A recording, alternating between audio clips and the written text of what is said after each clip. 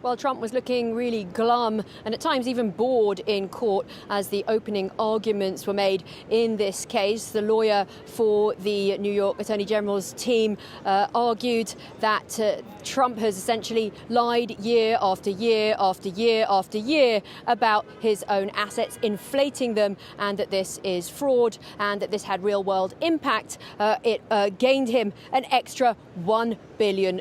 So the judge in this case has already ruled that Trump has committed fraud. Now the AG is pushing for more. She is pushing for him to be fined up to $250 million and for him to be banned from doing business in New York State.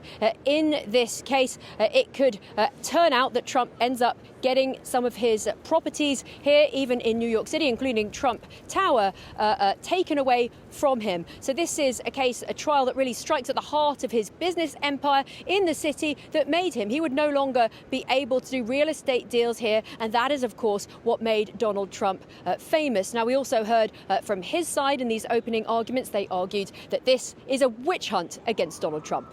Yeah, if he gets reelected next year, it won't be thanks to New York City, which didn't vote for him much last time.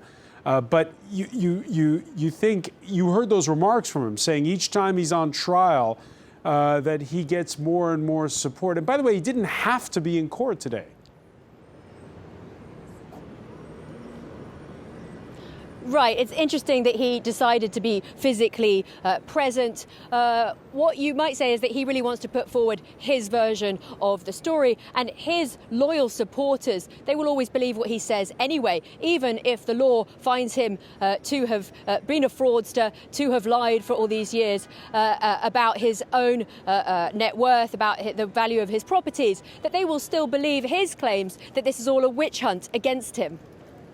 Not too many people behind you. People are getting used to seeing Donald Trump arraigned or on trial.